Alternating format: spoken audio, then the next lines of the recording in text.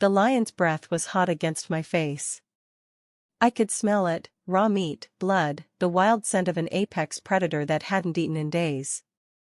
Its golden eyes locked onto mine, unblinking, calculating. This wasn't a zoo animal. This wasn't a trained circus performer. This was a 400-pound killing machine that had wandered down from the Ethiopian highlands into our Sudanese border region, and it was standing 10 feet away from me in the middle of the Sahara Desert. I was dead. I knew I was dead. Behind me, I heard Commander Rashid's voice cut through the burning afternoon air like a blade. Let the lion finish what we started. Allah has sent judgment. His men, 12 armed Janjaweed militia fighters with AK-47s slung across their backs and machetes dripping with the blood of my village, laughed. They actually laughed. Because to them, this was divine comedy. The Christian woman who refused to convert, who spit at their feet when they demanded she renounce Jesus, was about to be torn apart by a wild animal. Poetic justice, they called it. But here's what they didn't expect. Here's what I didn't expect. Here's what defies every law of nature, every documentary you've ever watched, every rational explanation your mind wants to cling to. The lion turned away from me. Slowly. Deliberately. Its massive paws crunched against the sand and gravel, each step measured, purposeful. The muscles rippled beneath its tawny coat, coarse fur matted with dust and dried blood from its own hunts. I couldn't breathe. I couldn't move. My legs had given out 5 minutes earlier, and I was on my knees in the sand, hands still zip-tied behind my back with the plastic cutting into my wrists so deep I could feel warm blood trickling down to my fingertips. The lion positioned itself between me and the militia. And then it roared. I've heard gunfire. I've heard bombs drop on villages. I've heard the screams of children being dragged from their mother's arms. But this sound, this roar, shook something primal inside my chest. It vibrated through the sand, through my bones, through the very air itself. It was the sound of something ancient, something unstoppable, something that answered to a power higher than survival instinct. The militia fighters stumbled backward. Commander Rashid's face drained of color, his dark skin suddenly ashen, his eyes wide with something I'd never seen there before, fear. Pure, undiluted terror. Shoot it, he screamed. Shoot the animal. But here's the thing about wild animals and the men who think they're in control: when God steps into the equation, all bets are off. Because not a single one of those 12 trained killers raised their weapons. Not one. They stood frozen, rifles hanging useless at their sides, as a lion, a wild lion, stood guard over a Christian woman they'd been torturing for 3 days. The lion didn't charge. It didn't attack. It simply stood there. Watching them. Daring them to come closer. And they ran. 12 armed men with military training, with years of killing under their belts, with blood on their hands from 37 villages they'd burned to the ground, they ran from one unarmed lion. I watched their figures disappear into the desert heat shimmer, their panicked shouts fading into the wind that carried the smell of smoke from my burning village 15 kilometers away. The lion turned its head and looked at me. Just looked. Those amber eyes held something I can't explain, something intelligent, something calm, something that whispered without words, "You're safe now." Then it walked away. Back toward the hills. Back into the wild. Gone. I collapsed face first into the sand, sobbing so hard I thought my lungs would burst. Not from fear anymore, from AWE. From gratitude. From the overwhelming, crushing reality that I had just witnessed something impossible. My name is Amira. I'm 33 years old. I'm a Sudanese refugee currently living in a UN displacement camp in South Sudan with 14,000 other people who've lost everything. I sleep on a mat in a tent I share with 6 other women. I eat 1 meal a day, usually watery lentils and stale flatbread. I own 2 dresses, 1 pair of sandals, and a waterlogged Bible I carried through 400 kilometers of desert. And I'm alive because God sent a lion to protect me. I know how that sounds. Believe me, I know. When I first told this story to the camp coordinator, a Scottish aid worker named Duncan who'd seen 20 years of humanitarian crises and didn't believe in much of anything anymore, he looked at me like I'd suffered heatstroke. Lions don't do that, Amira, he said gently, the way you talk to someone whose mind has broken. Lions hunt. They don't protect. Then explain the witnesses, I said. Explain the 12 militia fighters who ran. Explain why I'm sitting here with you instead of being a meal for vultures in the desert. He couldn't. Because there is no explanation, not one that fits inside the neat little box of coincidence or luck or misidentified animals. This was a miracle. Biblical. Literal. Impossible. And I'm here to tell you about it because if God can send a lion to stand between me and death, He can handle whatever you're facing right now. But I'm getting ahead of myself. Because to understand the miracle, you need to understand the nightmare. You need to see the war zone I was living in. You need to meet the man who wanted me dead. You need to walk with me through the massacre that destroyed everything I'd ever known. Let me take you back. Back to March 17, 2023. Back to a small village called Al Janina in West Darfur, right on the border where Sudan meets Chad. Back to the morning I woke up to the sound of trucks rumbling into our village at 4:47 a.m. I remember the exact time because I looked at my phone before the power went out forever. I was a Muslim then. Married to a Muslim man. Mother to 3 Muslim children. I prayed far every morning before sunrise. I fasted during Ramadan. I wore my hijab with pride. I had never read a Bible. I had never set foot in a church. Jesus was just a prophet to me, Isa, peace be upon him, nothing more. But 3 months earlier, something had happened. Something small. Something I tried to ignore. Something that planted a seed I didn't know was growing until it was too late to uproot. A Christian missionary had come through our village. Stupid, reckless woman, that's what I thought at the time. Didn't she know what happened to Christians here? Didn't she know the Janjaweed militia controlled this entire region, that they'd killed every Christian they could find, that even whispering the name of Jesus could get your throat slit in the night? But she came anyway. And she looked at me, really looked at me, while I was drawing water from the well. And she said something that haunted me for 93 days, Sister, Jesus sees you. He knows your name. And he's waiting for you to call on him. Then they killed her. Dragged her to the village square and stoned her while she prayed for her killers. I watched from my window. I watched her die. And I watched her face, peaceful, almost radiant, even as the rocks broke her bones. I couldn't forget that face. I couldn't forget those words. Jesus sees you. 93 days later, the Janjaweed came for our village. And I was about to find out if that dead missionary was right. Commander Rashid al-Mahdi wasn't born evil, at least that's what I used to tell myself when I tried to sleep at night after everything that happened. I used to think maybe war did this to him. Maybe trauma. Maybe ideology twisted a good man into a monster. I was wrong. I met him 3 years before the massacre. He came to our village during Eid al-Fitr, the celebration after Ramadan. He was charming then, tall, well-dressed in a crisp white thobe, with a perfectly trimmed beard and eyes that crinkled when he smiled. He brought gifts for the children. He prayed with the men in our small mosque. He quoted Quran beautifully, his voice melodic and educated. He told us he was a businessman from Khartoum, investing in regional security. Security. That's what he called it. What he really was, the regional commander for a Janjaweed militia faction funded by rogue elements in the Sudanese armed forces. His business was ethnic cleansing. His investment was in weapons, trucks, and young men desperate enough to kill for a paycheck.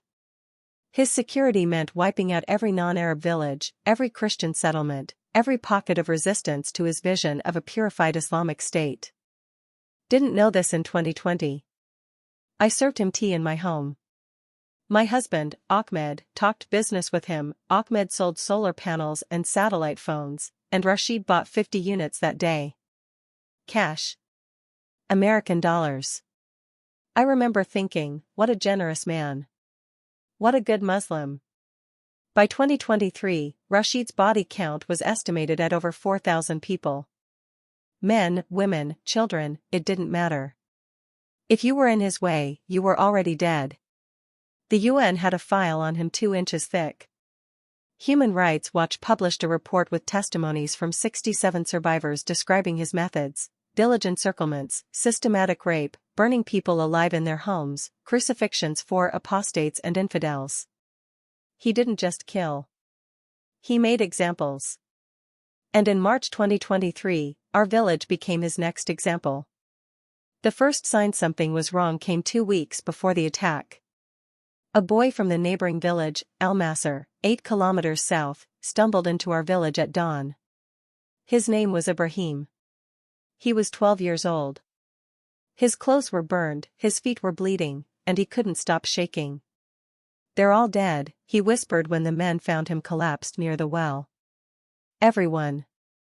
They came at night. Commander Rashid. They locked the church and set it on fire with everyone inside. My mother was in there.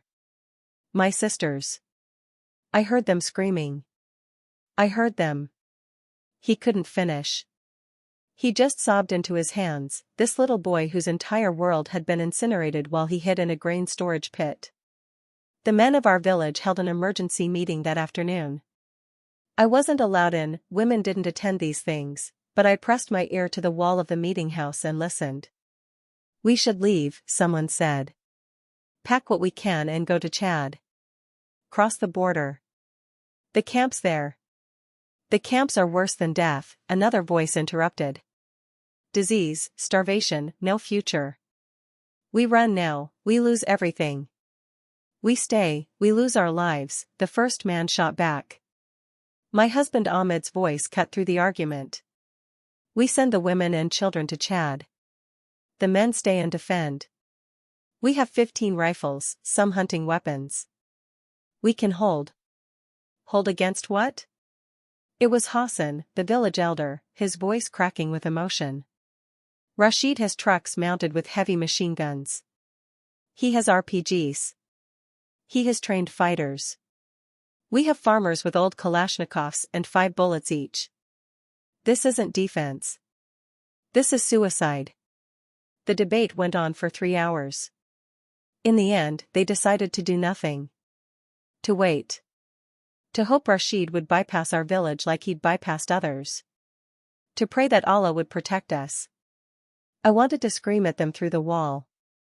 I wanted to shake my husband and say, "That boy's mother prayed too. She's ash now." But I said nothing. Because I was a good Muslim wife. Obedient. Quiet. Trusting that the men knew best. They didn't. 9 days later, I had my first dream about Jesus. I'd been having nightmares every night since Ibrahim arrived, dreams of fire, of screaming, of my children burning. But this dream was different. I was standing in a desert, alone, dying of thirst. My lips were cracked and bleeding. My tongue was swollen. I fell to my knees and whispered, "Allah, please. Water." Nothing. I begged again. "Allah, I've been faithful. I've prayed. I've fasted. Please." Silence. And then I heard a voice behind me. Gentle. Filled with something I can only describe as liquid light. "You're asking the wrong one." I turned around, and there was a man in white robes. I couldn't see his face, it was too bright, like looking into the sun, but I knew somehow that this was Isa. Jesus. He held out his hand, and water poured from his palm. Not a trickle. A river. Clear, cold, impossible water flowing in the middle of the Sahara. "Drink," he said. I woke up gasping, my heart hammering so hard I thought I was having a heart attack. Ahmed was snoring beside me. The house was dark. Outside, a dog was barking at something in the distance. I told no one about the dream. How could I? Dreams about Jesus? That was dangerous territory. That was shirk, blasphemy, associating partners with Allah. That was the kind of thing that got people killed in regions like ours. But the dream came again the next night. And the next. And each time, Jesus stood there with water pouring from his hands, saying, "Drink. Come to me." On the seventh night, March 16th, less than 24 hours before the massacre, I finally whispered into the darkness of my bedroom, "Jesus, if you're real, I need to know. Because I'm so afraid. And Allah feels so far away." I didn't know it then, but that prayer had just put a target on my back visible from the spiritual realm. Because when you call on the name above all names, things start to shift.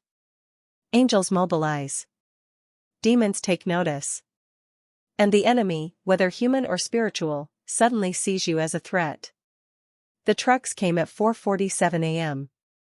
I heard them before I saw them, the rumble of diesel engines, the crunch of tires on gravel, the metallic clank of weapons being loaded. I looked out my window and saw headlights. 6 trucks. Maybe 7. Mounted machine guns. Men with rifles and machetes pouring out like locusts. And standing in the lead truck, illuminated by the dawn breaking over the eastern hills, was Commander Rashid. He wasn't smiling anymore. He was holding a megaphone, and his voice crackled through the pre-dawn air like the voice of death itself. "People of Al Janina. You have harbored Christians. You have sheltered infidels. You have refused to submit to the purification. Today, you pay the price." My blood turned to ice. Christians? We didn't have Christians in our village. We were all Muslim. What was he talking about? Then I remembered, 3 weeks ago, a family had arrived from the south. Refugees. Displaced by fighting. The village had taken them in, given them shelter in an abandoned house at the edge of the village. No one had asked their religion. We just saw people in need. Apparently, Rashid had asked. "Bring out the Kafir family," his voice boomed. "Or we burn every house until we find them." Ahmed grabbed my arm. "Wake the children. Quickly. Back door." We run. Gunfire erupted. Not in the air, into houses. I heard glass shattering, wood splintering, people screaming. I heard Hassan the elder shouting, "Wait, please, we can talk," and then a burst of automatic weapons fire cut him off mid-sentence. My daughter Fatima, 9 years old, still rubbing sleep from her eyes, looked at me with the question every mother dreads, "Mama, what's happening?" "Get your brothers," I said, trying to keep my voice steady even as my hands shook. "We're leaving. Right now." We didn't make it to the back door. Rashid's men kicked in our front door first. 3 fighters, faces wrapped in scarves, eyes hard and cold. One of them pointed his rifle at Ahmed. "Where is the Christian family?" "I don't know," Ahmed said, raising his hands. "We haven't seen them. Please, we have children." The rifle butt smashed into his face. Ahmed collapsed, blood pouring from his broken nose. Fatima screamed. My sons, 7-year-old twins, Khalid and Omar, clung to my dress, sobbing. "Search the house," the lead fighter ordered. They tore through everything. Overturned furniture. Ripped open cabinets. Shattered my grandmother's china. And then one of them found it. The thing I'd hidden under my mattress. The thing I'd been reading in secret for the past week, ever since the dream started. The thing I'd borrowed from the Christian refugee woman before she fled to Chad. A Bible. The fighter held it up like he'd found a bomb. "What is this?" The room went silent. All eyes turned to me.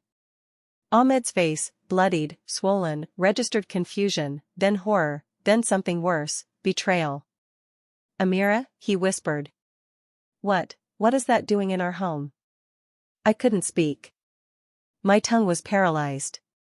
My mind was screaming 1,000 explanations, excuses, lies, but nothing came out. The fighter smiled. It was the smile of a predator who'd just cornered wounded prey. We don't need to find the Christian family anymore, brothers. We found something better. A convert. An apostate. Right here in a good Muslim home. He turned to Ahmed. Did you know your wife is a kafir? No, Ahmed said quickly. No, I swear, I didn't know. I'm faithful. My children are faithful. She must have. Take her, the fighter said. Commander Rashid will want to handle this one personally. They dragged me out of my house by my hair while my children screamed. I'll never forget that sound, the sound of my babies crying for their mama while rough hands and rifle barrels forced me into the dirt street of my village. The sun was rising now. Orange and red light spilled across the Darfur landscape, illuminating the scene of absolute chaos. Houses burning. Bodies in the street. Women and children huddled in groups, surrounded by armed men. The Christian family had been found. I could see them lined up against a wall, the father already on his knees, hands bound behind his back. And standing in the center of it all, like a dark angel surveying his kingdom, was Commander Rashid. He walked toward me slowly, deliberately. His boots crunched on broken glass. When he reached me, he crouched down so we were eye level. I smelled his cologne, expensive, European, completely incongruous with the violence surrounding us. Amira, he said softly, almost tenderly. I remember you. You served me tea. Your husband sold me equipment. I thought you were a good Muslim woman. I choked out. I am Muslim. I pray. I fast.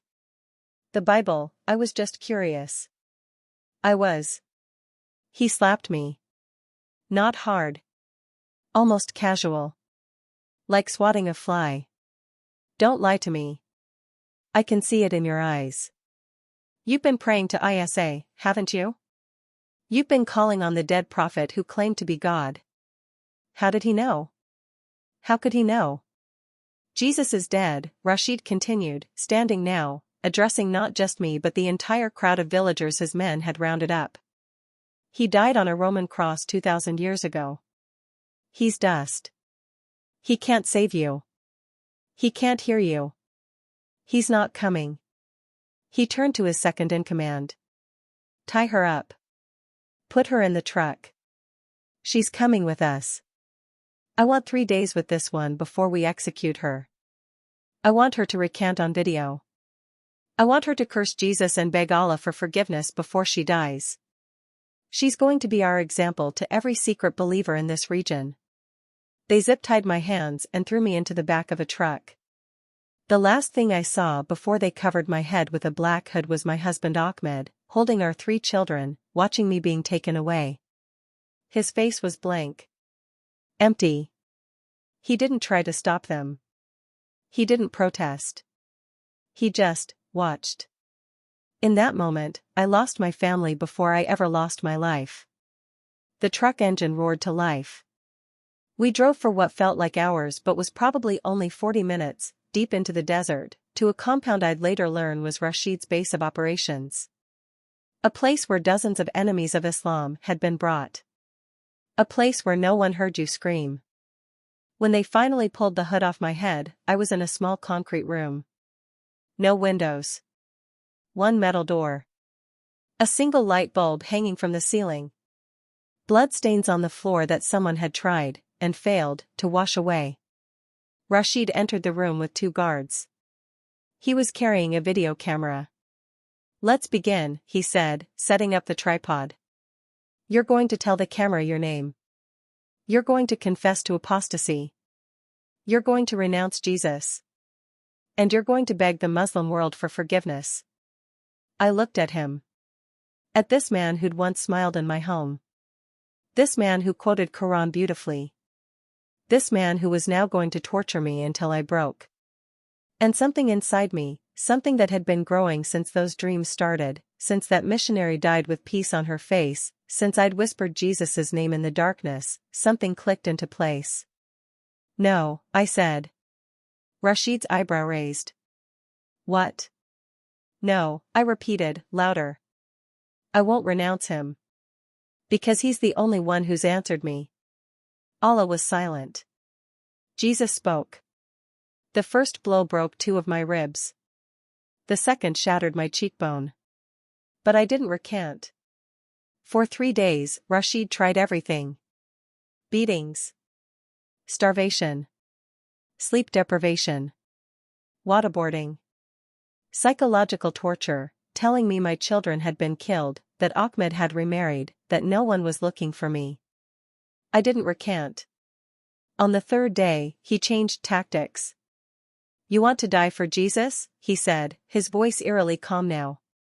Fine. But we're going to make it memorable. We're taking you back to the desert. We're going to leave you there, tied up, alone, defenseless. And we're going to let nature kill you. Thirst. Heat. Wild animals. We'll film it. And when your body is found, if it's ever found, the world will see what happens to apostates. They threw me back in the truck. We drove for 30 minutes. And then they dumped me in the middle of the Sahara Desert, hands zip-tied, no water, no shelter, nothing. Commander Rashid stood over me one last time. Your Jesus isn't coming, Amira. He's not real. And you're going to die knowing you threw away everything for a lie. The trucks drove away. The engine sounds faded. And I was alone in the desert under a merciless sun with nothing but sand, rocks, and the certainty of death. That's when I prayed the prayer that changed everything. Jesus, I whispered through cracked, bleeding lips. If you're real, if you really see me like that missionary said, I need you. I'm about to die. And I'm terrified. But I'm yours. Whatever happens, I'm yours.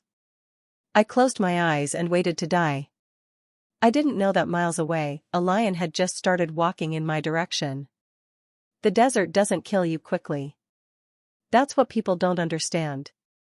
They think you just fall asleep and it's over. Peaceful.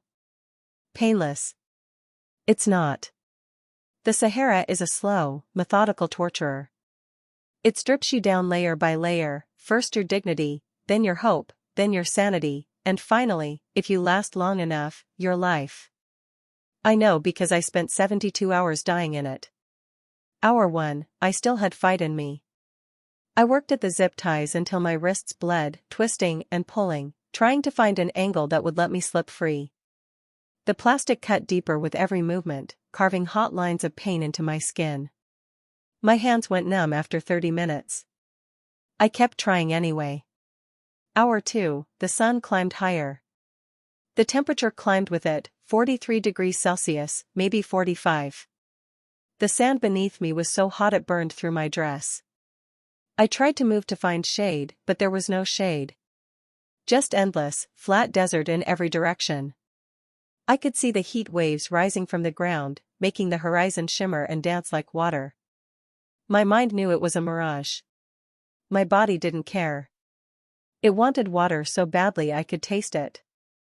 Hour 3, I started praying to Allah. Old habits die hard, right?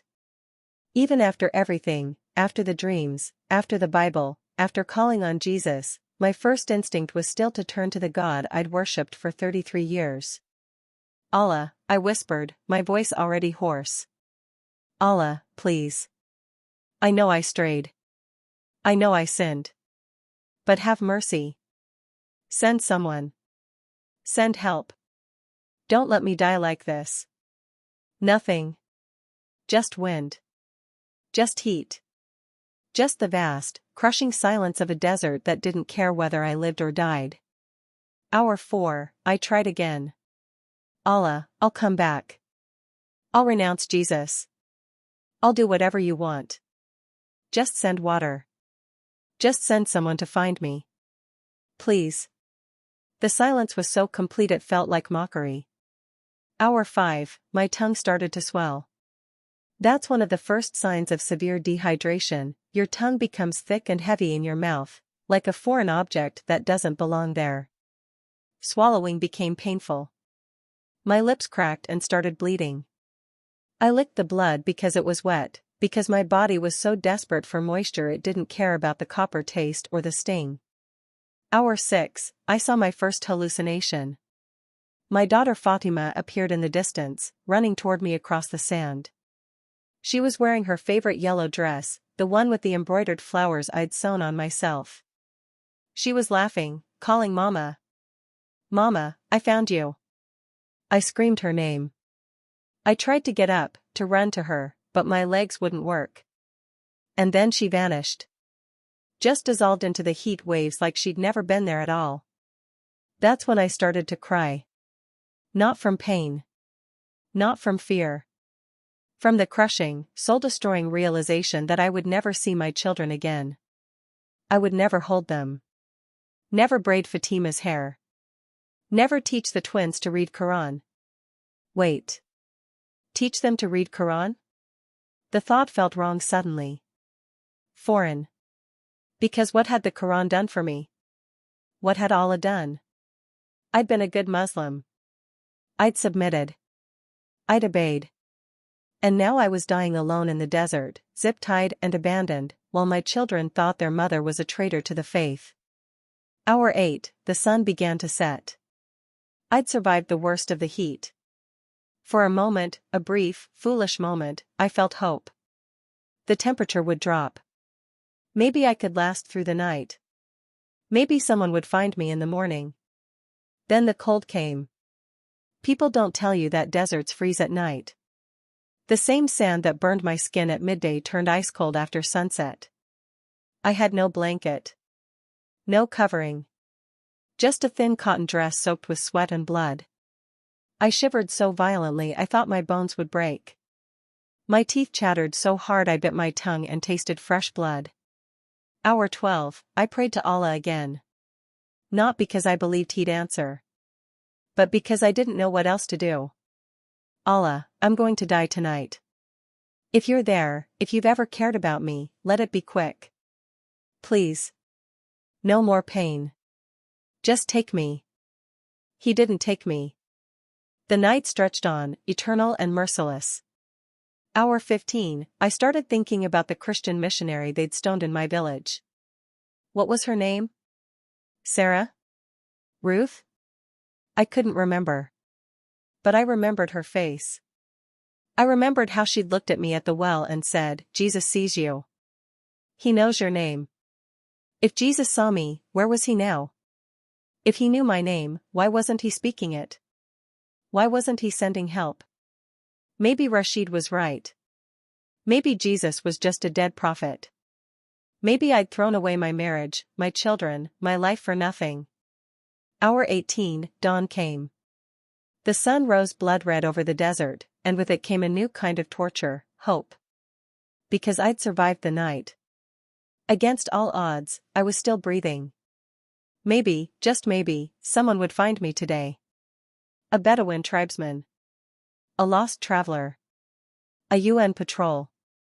I scanned the horizon until my eyes burned, looking for any sign of movement. Any sign of life. Nothing. Just sand and rocks and the bleached bones of some animal that had died here before me. Hour 22, my mind started to fracture. I had conversations with people who weren't there. My mother, dead for 15 years, sat beside me and braided my hair. My husband Ahmed appeared and apologized for not saving me. Commander Rashid stood over me with his video camera and said, "You can still recant. It's not too late." I screamed at the hallucinations to leave me alone. My voice came out as a rasp, barely audible. I didn't have enough moisture left to make sound. Hour 28, I stopped praying to Allah. Not out of anger. Not out of rebellion. I just ran out of words. What was there left to say? I'd begged. I'd bargained. I'd prostrated my heart before him for 33 years, and in my darkest hour, he was silent. Complete. Total. Devastating silence. Hour 31, I thought about Ibrahim, the 12-year-old boy who'd survived the massacre at Al-Masr. He'd told us about hearing his mother and sister screaming inside the burning church. How he'd hidden in the grain pit while his entire family burned alive. How he'd waited until the Janjaweed left, then walked 8 kilometers through the night to reach our village. Had his mother prayed while she burned? Had she called on Allah to save her children? And had Allah answered? No. He hadn't. They'd all died screaming. Just like I was going to die screaming. Hour 36, I saw the vultures. 3 of them at first, circling high above me. Then 5. Then 8. They knew. Animals always know when death is coming. They were just waiting for me to stop moving so they could begin their feast. I wondered which part of me they'd eat first. Eyes, probably. Vultures always go for the soft tissue first. Then my tongue. My lips. They'd peel me apart piece by piece while the sun bleached my bones white. In a few months, I'd be indistinguishable from that dead animal I'd seen on the horizon. Just another set of bones in the Sahara. Another forgotten casualty of a war nobody cared about. Hour 40, the second night came. The cold returned. But this time I barely felt it. My body was shutting down.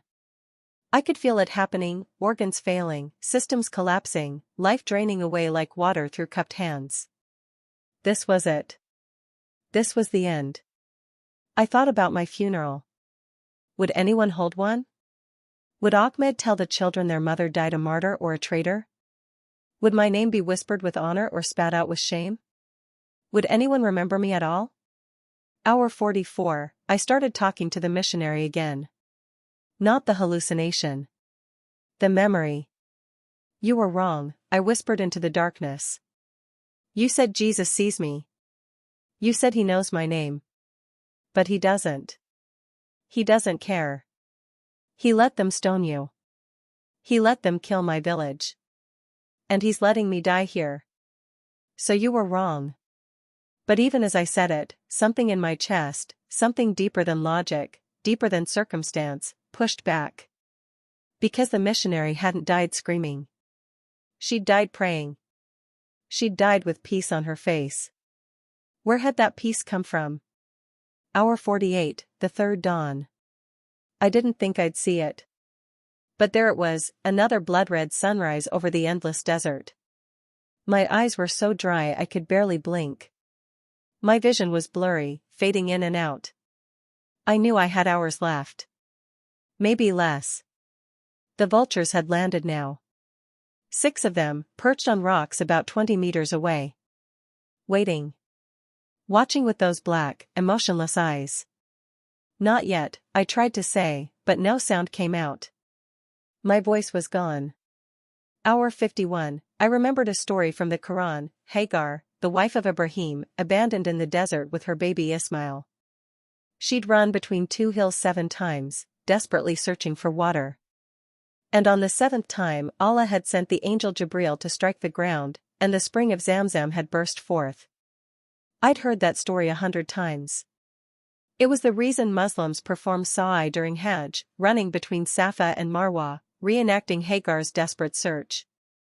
But here's what I realized in hour 51, with vultures closing in and death rattling in my chest, I couldn't run. I couldn't search. I couldn't perform the ritual.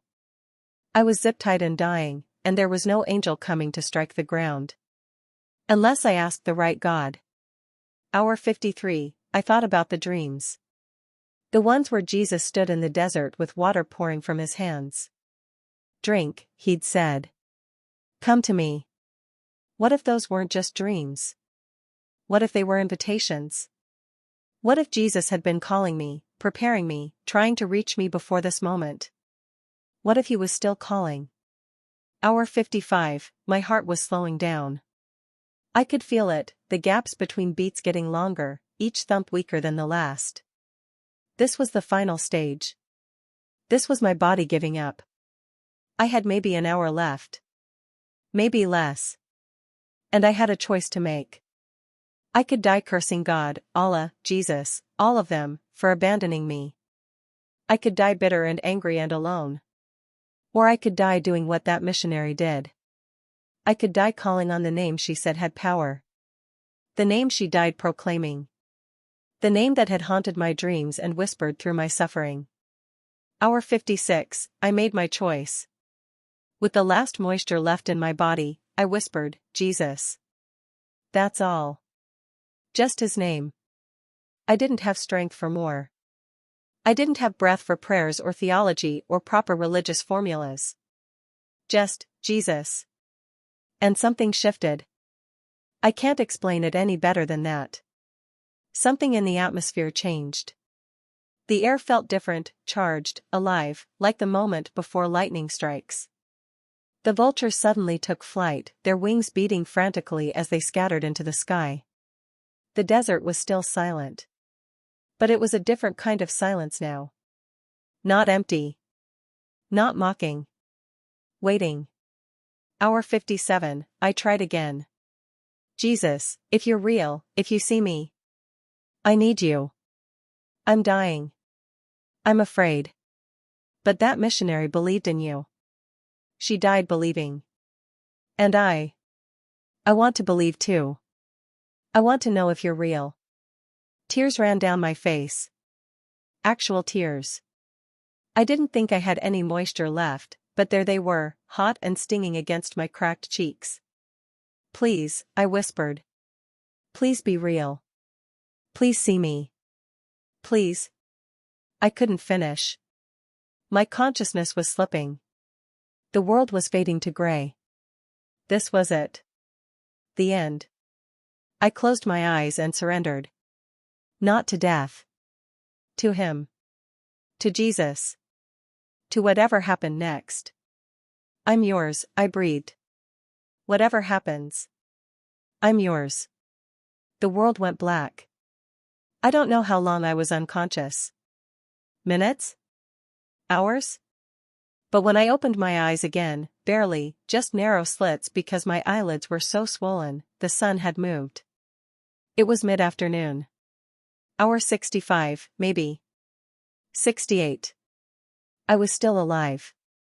And I heard something. Something impossible. Footsteps. Not human footsteps.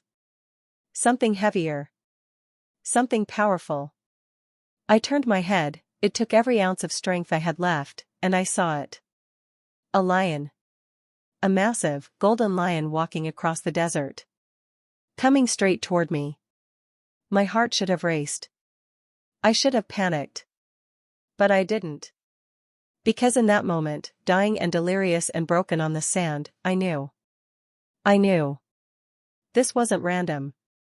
This wasn't coincidence. This wasn't nature. This was an answer. Jesus had sent a lion. I need to back up. Because you're probably thinking the same thing everyone thinks when I tell them about the lion. You were hallucinating. You were dying. Your brain was playing tricks on you. I thought that too. For about 3 seconds. But let me tell you what happened in the hours before the lion came, the part of the story I usually skip because it's too personal, too raw, too sacred. The part where Jesus didn't just send a miracle. He revealed himself. This was hour 62. 2 hours before the lion appeared. I was unconscious, or I thought I was unconscious. But I was somewhere else. Somewhere that felt more real than the desert, more solid than the sand I was dying on. I was standing. Not lying down anymore. Not zip-tied. Not bleeding and broken. I was standing in a place that looked like the Sahara, but it was different. The sand was white instead of gold. The sky was a color I'd never seen before, deeper than blue, richer than purple, alive in a way that normal sky isn't. And there was water. A river flowing through the desert, crystal clear and singing, yes, singing, as it moved over smooth stones. And he was there. Jesus. Yeshua. Isa al-Masih. The man from my dreams. I couldn't see his face, it was too bright, like the sun had condensed into human form, but I could see his outline. Tall. Broad-shouldered. Dressed in white that was somehow whiter than white. And his hands. His hands were extended toward me, palms up. And from his palms, water was pouring. Not dripping. Pouring. Rivers of living water flowing from wounds in his hands, old scars that had healed but never fully closed. Drink, he said. His voice was like thunder and whisper at the same time. Deep enough to shake the ground. Gentle enough to calm a terrified child. I fell to my knees. Not because anyone told me to. Because my legs couldn't hold me in his presence. I don't understand. Who are you? Why are you here? You called my name, he said simply. I always answer when my children call. But I'm not your child, I choked out. I'm Muslim. I've worshipped Allah my whole life. I've denied you. I've called you just a prophet, nothing more. You called my name, he repeated, and this time there was something in his voice that broke me completely. Love. Not the conditional kind. Not the I'll love you if you're good enough kind. Pure, unfiltered, unconditional love that saw every sin, every failure, every betrayal, and loved anyway. Come, he said. Drink. I crawled to him. Literally crawled through that white sand until I reached his feet. And I cupped my hands beneath his palms and caught the water flowing from his wounds. It was cold. Sweet. Like nothing I'd ever tasted. I drank and drank and drank, and the water kept flowing, endless and perfect. With each swallow, I felt things changing inside me. The thirst wasn't just physical anymore. There was a deeper thirst, a 33-year thirst for something real, something true, something that wouldn't abandon me in the desert of life. And this water was filling it. Healing it. Satisfying it in ways I didn't have words for. When I finally stopped drinking, I looked up at him. His face was still too bright to see clearly, but I saw his smile. I felt his smile. Lord, I whispered. If you're real, if this is real, I need to know. Because they're going to kill me for believing in you. My husband has already abandoned me. My children think I'm a traitor. Commander Rashid wants to make an example of me. If I die for you, I need to know you're worth it. Jesus knelt down. He knelt in the sand so we were eye level, this God-man who created universes lowering himself to meet a dying woman in the desert. Amira, he said, and hearing my name in his mouth made me weep, I died for you. I was beaten, mocked, abandoned by my friends, and crucified on a Roman cross for you. I experienced the full weight of every sin you've ever committed or ever will commit. I took the wrath you deserved. And I did it gladly because you are worth it to me. But why? I sobbed. Why me? I'm nobody. I'm a village woman. I have no education, no status, no importance. Why would you die for me? He reached out and touched my face. His hand was warm and scarred and gentle. Because I don't measure worth the way humans do. You are my daughter. I formed you in your mother's womb. I numbered every hair on your head. I collected every tear you've cried. I've been waiting for you to call my name since before you were born. The dreams, I whispered. The water in the desert. That was you. You were calling me. I was calling you, he confirmed. But you had to choose to answer. No one can force you to come to me, Amira. Not even me. Love that's forced isn't love. You had to choose. And now? I asked. What happens now? I'm dying out there. In the real desert. My body is shutting down. Is this heaven? Am I already dead? Jesus shook his head. Not yet. You're standing between life and death. Between your old life and your new one. And I'm giving you a choice. What choice? You can come with me now, he said. No more pain. No more fear. No more suffering. I'll take you home, and you'll spend eternity in my presence. Your race will be finished. Your work will be done. My heart ached with longing. To go with him. To be done with the torture, the heat, the dying. To never face Rashid again. To never feel pain again. Or, I whispered. Or you go back, he said. Back to the desert. Back to your dying body. And I will save you. I will send help. I will perform a miracle that will leave no doubt that I am real, that I am alive, that I am still in the business of rescuing my children. Why would I choose that? I asked. Why would I choose more suffering? Jesus smiled again. Because your story isn't over yet.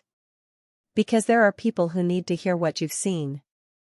Because Rashid thinks he's won. The enemy thinks he's silenced another voice. And I want to show them, show the world, that I am still God. That I still part seas and send provision and rescue the perishing. He paused, and his next words burned into my soul like a brand. I want to send a lion to guard you. And I want the men who tried to kill you to see it. I want them to know that when you call on the name of Jesus, heaven responds. A lion. He said it so matter-of-factly.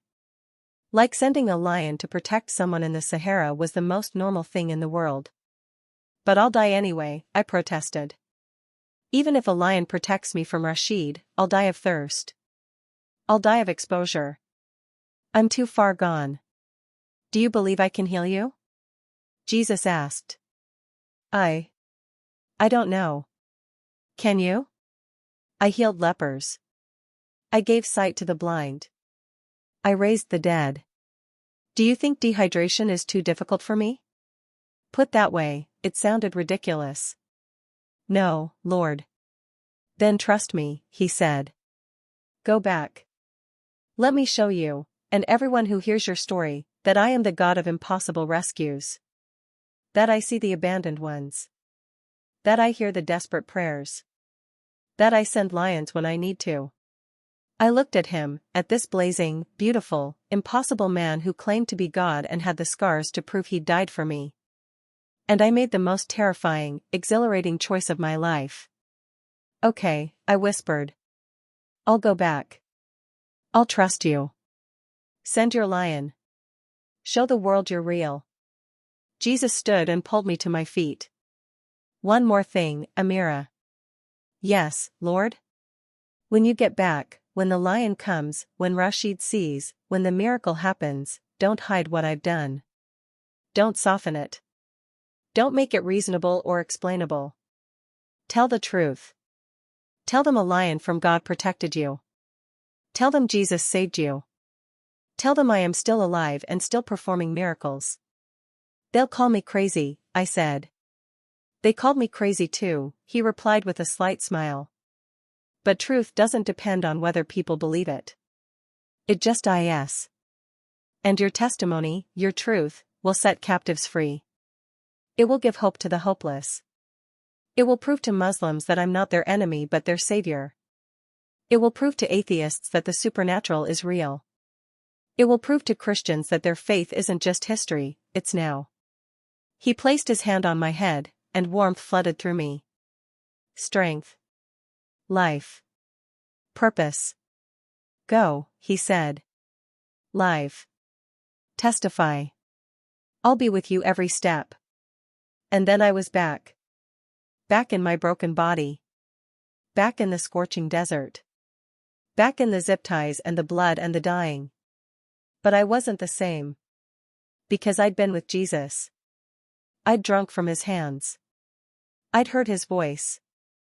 And I knew, with every fiber of my being, that he was real. That he loved me. That he'd sent me back for a reason. I opened my swollen eyes and looked at the sun. Hour 65. Maybe 66. The vultures were circling again.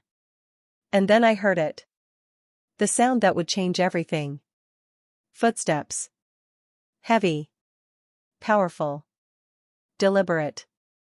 I turned my head with the last bit of strength I had, and there it was. A lion. Golden mane blazing in the afternoon sun. Massive shoulders rippling with muscle. Amber eyes locked on me with an intelligence that was almost human.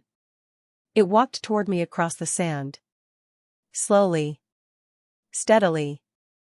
Like it had been sent on a mission and knew exactly where to go. My heart should have stopped. Every survival instinct should have screamed at me to run, to fight, to do something. But I felt peace. The same peace I'd felt in that vision with Jesus. The same peace the missionary had when she died. "You sent him," I whispered to the sky. To Jesus. "You really sent him." The lion reached me. It was so close I could smell it, wild and musky and alive. It lowered its massive head and sniffed me. Once. Twice.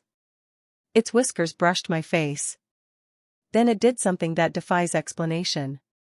It laid down beside me. Positioned its body between me and the direction Rashid's compound lay.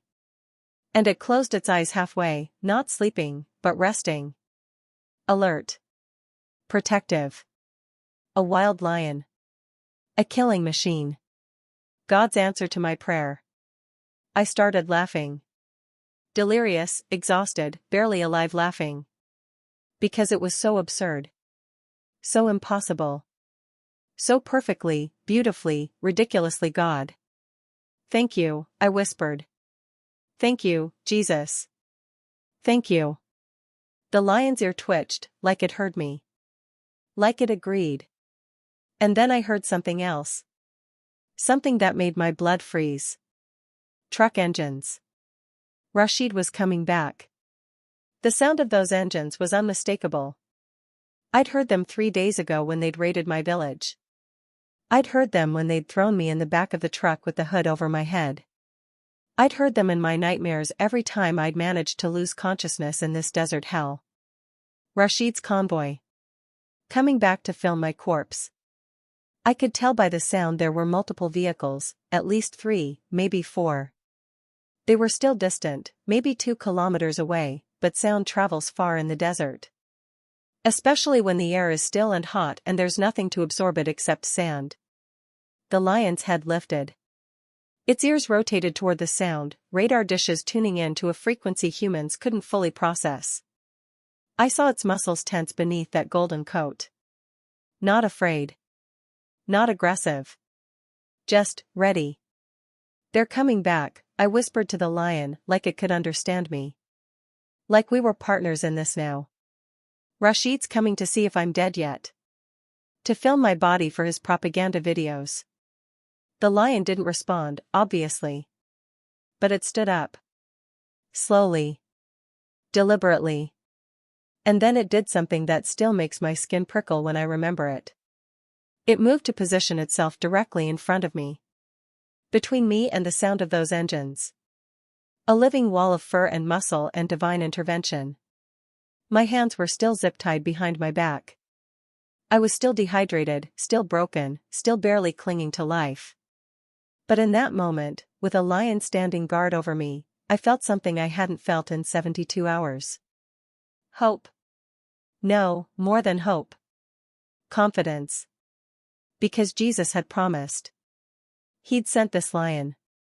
And if he'd sent it, he had a plan. The engine sounds grew louder. I could see dust clouds now, rising on the horizon like smoke signals. 3 trucks. 4. No, 5.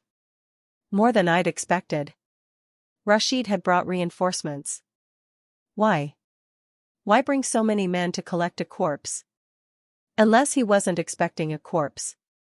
Unless he suspected something had gone wrong. Unless the spiritual realm had been buzzing with activity around me for the past hour, and darkness could sense that light had shown up. The trucks came into view. White Toyota Land Cruisers with mounted machine guns, the same kind ISIS used, the same kind militants across Africa and the Middle East had been using for decades. Cheap, reliable, intimidating. The lead truck had a black flag mounted on the antenna. I couldn't read the Arabic script from this distance, but I didn't need to. I knew what it said. What it always said in regions like this. There is no God but Allah. The irony wasn't lost on me. They were driving under that flag to find a woman guarded by a lion sent by Jesus. The truck stopped about 50 meters away. Close enough to see clearly. Far enough to keep a safe distance from whatever they were encountering. Because they could see the lion. I heard shouting. Doors opening. Men spilling out with their rifles and machetes and false confidence. I counted them. 12 fighters. Plus Rashid, I recognized his tall frame, his crisp uniform even in the desert. 13 men total. 13 men versus one lion. 13 men versus one god. Rashid had binoculars. He raised them to his eyes and looked at me. Even from 50 meters away, I could sense his shock. His confusion. Because I wasn't supposed to be guarded. I was supposed to be dead or dying, alone and defenseless, a cautionary tale for other apostates. He lowered the binoculars and said something to his men. I couldn't hear the words, but I saw the reaction. Hesitation. Fear. One of the fighters shook his head violently, backing away from the vehicles. Rashid pulled out his pistol and pointed it at the man. The fighter stopped backing up. That's how Rashid led. Not with inspiration. Not with loyalty. With fear. With violence. With the constant threat of death for disobedience. The group started walking toward me. Slowly. Rifles raised. Spread out in a tactical formation like they were approaching an enemy position. In a way, they were. The lion watched them come. It didn't move. Didn't roar. Just stood there, absolutely still, radiating something I can only describe as controlled power. Like a coiled spring. Like a storm waiting to break. When they were 30 meters away, one of the fighters called out, "Commander! It's a lion. A wild lion." "I have eyes," Rashid snapped. "It's just an animal. Shoot it if it charges." 25 meters. "Commander, this isn't natural," another fighter said, his voice shaking. "Lions don't do this. They don't guard people. They hunt. They kill. This is something else." "It's nothing," Rashid shouted. But I could hear it in his voice, the crack of doubt. The tremor of fear. "It's a coincidence. The lion probably smells death and is waiting to feed." 20 meters. The lion shifted its weight. A subtle movement, but every one of those fighters saw it. Several of them stopped walking. One of them lowered his rifle. "I'm not going closer," the fighter said. "Commander, with respect, something is wrong here. The woman should be dead. She should have died yesterday. And a lion doesn't, they don't do this." Rashid spun on him. "Are you afraid of an animal?" "I'm afraid of what the animal represents," the fighter shot back, and there was something in his voice that surprised me. Truth. Raw, unfiltered truth. "This is judgment. This is Allah's." "Allah sent us," Rashid interrupted. "We are his instrument. We are his sword. That woman is an apostate and a kafir, and she will die today." 15 meters. I could see their faces clearly now. Young men, most of them. Probably 19, 20 years old. Probably recruited with promises of purpose and paradise and pay. Probably told that killing Christians was a fast track to heaven. They didn't look convinced anymore. The lion finally moved. Not toward them. Just a single step to the side, adjusting its position so it was more directly between them and me. And then it made a sound. Not a roar. Not yet. Just a low, rumbling growl that came from somewhere deep in its chest. A sound that said, "This is your warning. Come closer at your own risk." 3 of the fighters stumbled backward. One of them dropped his rifle in the sand. "Pick it up," Rashid screamed. "Pick up your weapon." The fighter bent down, hands shaking, and retrieved his gun. But he didn't raise it. He just held it at his side, finger nowhere near the trigger. "Commander," one of the older fighters said, a man I'd later learn was named Malik, Rashid's second-in-command. "Sir, I've fought in Syria. I've fought in Iraq. I've killed more infidels than I can count. But I've never seen anything like this. Lions don't behave this way. This is supernatural. There is no supernatural, Rashid hissed. There are only physics and biology and the will of Allah. That is a dumb animal following dumb instincts. Now move forward. 10 meters. Nobody moved. Rashid raised his pistol and fired a shot into the air. The crack echoed across the desert. Move. Forward. Or I will shoot you myself. Reluctantly, slowly, the fighters began walking again. But I could see it in their body language, they didn't want to. They were only moving because they feared Rashid more than they feared the lion. For now. 8 meters. The lion's growl deepened. Its lips pulled back, revealing teeth the size of my fingers. Canines built for tearing through hide and crushing bone.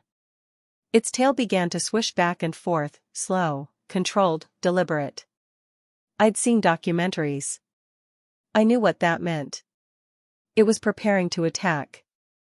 Jesus, I whispered. Jesus, I trust you. Whatever happens, I trust you. But please, please don't let them kill your lion. I didn't even think about myself in that moment. Isn't that strange? I was zip-tied and dying and these men were here to kill me, but all I cared about was the lion. Because the lion had been sent. The lion was God's answer. And if they killed it, what did that mean? That evil one? That God's miracles could be undone? 6 meters. On my mark, Rashid said, raising his pistol toward the lion. We fire together. Aim for the head and chest. 3, 2. And that's when it happened. The lion roared. Not the warning growl. Not the low rumble. The roar. The full-throated, primal, earth-shaking roar of an apex predator defending its territory. The sound hit like a physical force. I felt it in my chest, in my bones, in my teeth. The sand beneath me vibrated. The air itself seemed to tremble. And the fighters broke. Not slowly. Not reluctantly. They broke. They turned and ran, rifles clattering to the ground, screaming like children, stumbling over each other in their panic to get away from that sound. Even Malik, the veteran, the second in command, even he ran. His eyes were wide with primal terror, all his training and experience overridden by something deeper. Something ancient. The knowledge that humans are not the apex predators we pretend to be. Only Rashid remained. Standing there, pistol still raised, hand shaking violently. His face had gone pale. Sweat poured down his forehead despite the afternoon heat. But he didn't run. He aimed at the lion. You're just an animal, he said, his voice barely above a whisper. You're not from Allah. You're not from God. You're just an animal. He pulled the trigger. The gunshot cracked across the desert. I saw the muzzle flash. I saw the bullet trajectory, straight toward the lion's head. And I saw the bullet miss. Not because Rashid's aim was off. Not because the lion moved. The bullet just missed. Like there was an invisible shield around the lion that physics couldn't penetrate. Rashid's eyes went wide. He fired again. Again. Again. 3 more shots. 3 more impossible misses from less than 6 meters away. The lion took a step forward. Rashid dropped his pistol and ran. He ran like I'd never seen a man run before. Full sprint, arms pumping, breath ragged with terror. He ran past his fighters, past the trucks, disappearing into the desert haze like a ghost. The lion watched him go. Then, slowly, it turned back to face me. Its amber eyes met mine. And I swear on everything I hold sacred, that lion nodded. Just a slight dip of its massive head, like it was saying, it's done. You're safe. Then it laid back down beside me. Positioned itself the same way as before. Closed its eyes halfway. Resumed its vigil. I started sobbing. Not from fear. From AWE. From gratitude. From the overwhelming, crushing weight of realizing I'd just witnessed a biblical miracle. A literal, undeniable, impossible miracle. God had sent a lion. Jesus had kept his promise. And 13 armed men, killers, all of them, had been routed by one animal and the God who commanded it. But the miracle wasn't over. Because in the distance, I heard a different sound. Not engines this time. Not footsteps. Voices. Human voices. Calling out in Arabic and English, "Hello? Is anyone there? We saw the trucks. Is someone hurt?" I managed to turn my head, it took everything I had left, and I saw them. 2 men in blue vests with white letters, UN, United Nations humanitarian workers, probably out on patrol, probably investigating the dust clouds and gunshots. They came closer, walking carefully, calling out. And then they saw me. And the lion. One of them, a white man with a thick Scottish accent, stopped dead in his tracks. Oh my God.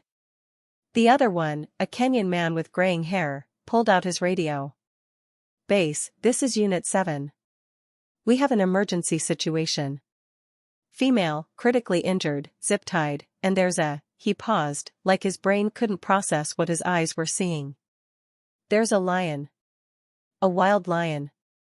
It's guarding her." The Scottish man, Duncan, I'd later learn, took a slow step forward. "Easy," he said softly. "Not to me. To the lion. Easy, boy. We're here to help. We're not going to hurt her." The lion looked at him. Just looked. No growl. No aggression. Just assessment. Then the lion stood up. Stretched like a house cat waking from a nap. And walked away. Not running. Not hurried. Just calmly, deliberately walking back toward the hills it had come from. Duncan and his partner, Samuel, rushed to me the moment the lion was 50 meters away. Duncan pulled out a knife and cut my zip ties while Samuel radioed for medical evacuation. "You're okay," Duncan kept saying. "You're okay. We've got you. We've got you." "The lion," I rasped. Did you see?" "We saw," Samuel said, his voice shaking. "We saw everything. The men running. The commander shooting and missing. The lion guarding you. We saw it all." "I need to tell you something," I whispered, grabbing Duncan's arm with what little strength I had left. "Jesus sent that lion. Jesus saved me. You need to know that. You need to." My vision faded. The world went black. But I wasn't unconscious. Not really. I was in that in-between place again, that space between life and death where Jesus had met me. And I heard his voice one more time, "Well done, daughter. Now rest. The hardest part is over. Now comes the testimony." I woke up 3 days later in a UN medical tent in the South Sudan refugee settlement. The first thing I saw was an 4 drip hanging beside me, clear fluid flowing into my arm.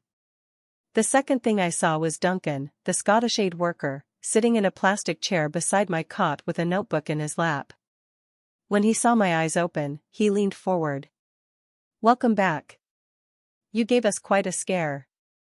My throat was on fire. I tried to speak, but only a croak came out. "Don't talk yet," Duncan said quickly, holding up a hand. "Your throat is severely damaged from dehydration. The doctor says you were maybe 6 hours from complete organ failure when we found you. Maybe less." He paused, and something flickered across his face. Something I couldn't quite read. "You shouldn't be alive, Amira. Medically speaking, you shouldn't be alive." I managed to rasp out one word, "lion." Duncan's expression changed completely.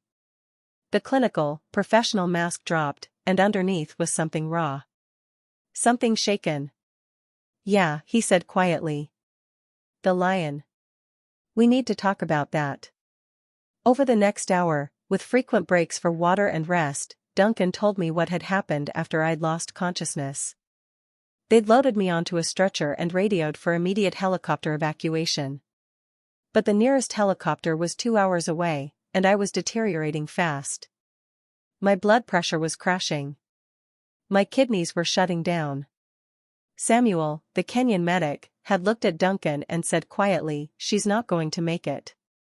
Even if the helicopter comes in 30 minutes, she's not going to make it." That's when the second impossible thing happened. Duncan had been raised Presbyterian in Glasgow. He'd stopped going to church at 16, stopped believing in God at 23, and spent the last 20 years seeing humanitarian crises that convinced him either God didn't exist or didn't care. He was, by his own admission, a functional atheist who still said grace at Christmas for his mum's sake. But standing in that desert, watching me die on a stretcher, having just witnessed a lion guard a human being, something broke open in him. "I don't know why I did it," he told me, his Scottish accent thickening with emotion. "I haven't prayed in 20 years. But I looked at you lying there, and I looked at Samuel, and I put my hand on your head and I said, Jesus, if you're real, if you just sent a lion to protect this woman, then finish what you started. Don't let her die. Heal her. Please." The moment he said Jesus, the moment that name was spoken over me, I had jerked on the stretcher. My eyes had flown open. I'd taken a massive, gasping breath like someone breaking through the surface of water after nearly drowning. My blood pressure had stabilized. My breathing had regulated. By the time the helicopter arrived 90 minutes later, the pilot had looked at the medical readings and said, "Are you sure this is an emergency? These vitals are almost normal." Almost normal. After 72 hours in the desert with no water. "The doctor examined you when we got you here," Duncan continued. "Dr. Aching, he's been doing field medicine for 30 years. Wars, famines, epidemics. He's seen everything. And he told me you should have multiple organ failure, brain damage from dehydration, severe infections from your injuries. You should be in a coma at minimum." Duncan looked me straight in the eye. "You have a mild kidney infection and some superficial wounds. That's it. Everything else healed." The doctor used the word medically inexplicable 4 times in his report. I closed my eyes and felt tears slide down my cheeks. Jesus had done it. He'd promised to heal me, and he'd done it. Not partially. Not gradually. Completely. Miraculously. "There's more," Duncan said. "We weren't the only ones who saw what happened. When we were loading you into the helicopter, a group of Bedouin nomads came over. They'd been watching from about a kilometer away. They saw the whole thing. The militia arriving, the lion roaring, the men running away, the commander shooting and missing." He flipped through his notebook. "I interviewed them. Wrote down their testimonies. The elder, man named Jaffer, probably 70 years old, he told me, that was not a natural lion. Natural lions don't protect humans. Natural lions don't make bullets miss. That was a lion of Allah sent to guard the believing woman." "Lion of Jesus," I croaked. "Not Allah." Duncan nodded slowly. "That's what you said before you passed out. Jesus sent that lion. And Amira. I need to know.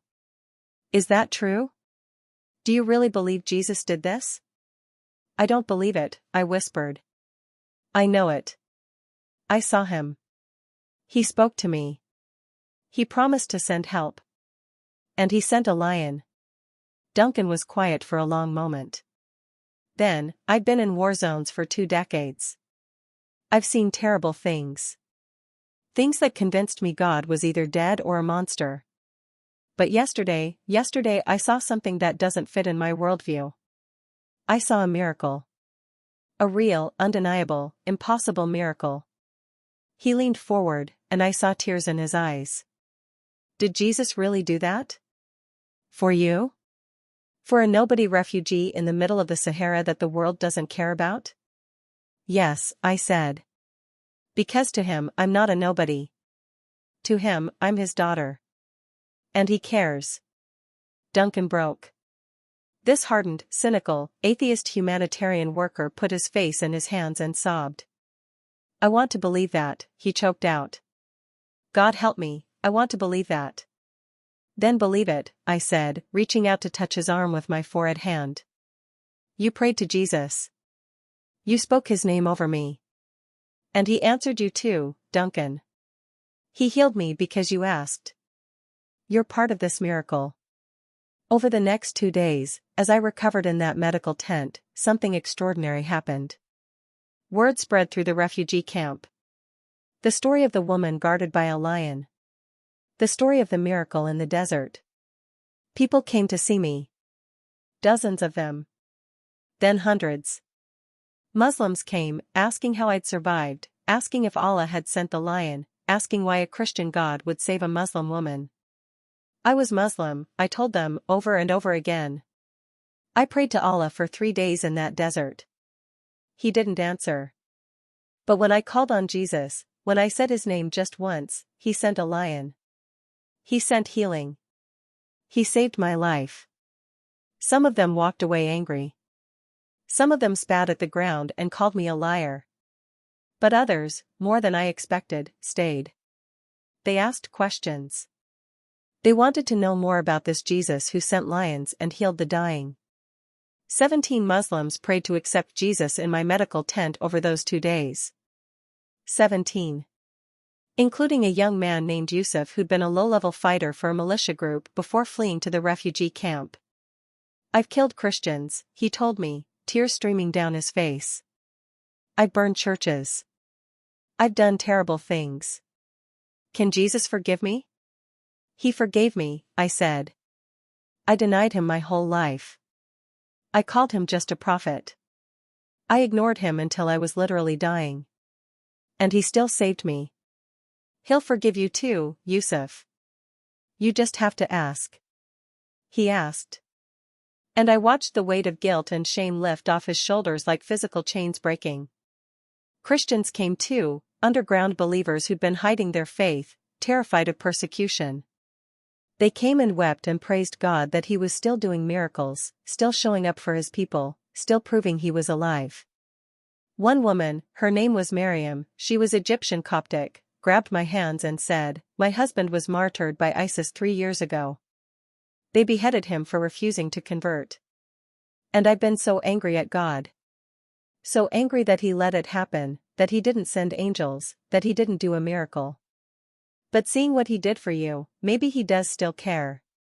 Maybe my husband's death wasn't meaningless." It wasn't, I told her. Your husband is with Jesus now. He's in paradise.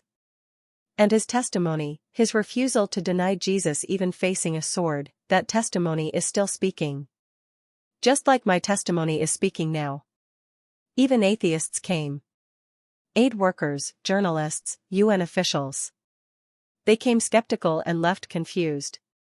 Because how do you explain a lion guarding a human? How do you explain bullets missing from 6 meters away? How do you explain a woman surviving 72 hours of exposure that should have killed her twice over? Samuel, the Kenyan medic who'd been with Duncan, came to see me on the 3rd day. I need to know something, he said. And I need you to tell me the truth. No exaggeration. No religious embellishment. What exactly happened out there? So I told him. Everything. The village massacre. The 3 days of torture with Rashid. Being left to die in the desert. The vision of Jesus. The lion appearing. The confrontation with Rashid's fighters. All of it. When I finished, Samuel was quiet for a long time. Then, I was raised Christian in Kenya. But I stopped believing after the 2007 post-election violence. I saw churches burned with people inside. I saw Christians hacked to death with machetes by their own neighbors. And I thought, where is God? Where are the miracles? Where is Jesus? He looked at me with red-rimmed eyes. But he showed up for you. He sent a lion for you. Why? Why you and not them? I don't know, I said honestly. I don't know why he saved me and not them. I don't know why he does miracles sometimes and lets his people die other times. But I know this, he is real. He does see us. And even when he doesn't stop the suffering, he walks through it with us. Those people who died in the churches? They're with him now. They won. Death didn't win. Darkness didn't win. Jesus won. Samuel nodded slowly. I want to believe again. I want to have faith again. Can you pray for me? I did.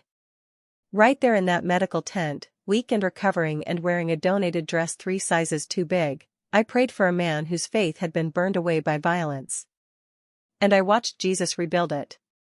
But the most shocking visitor came on the 4th day.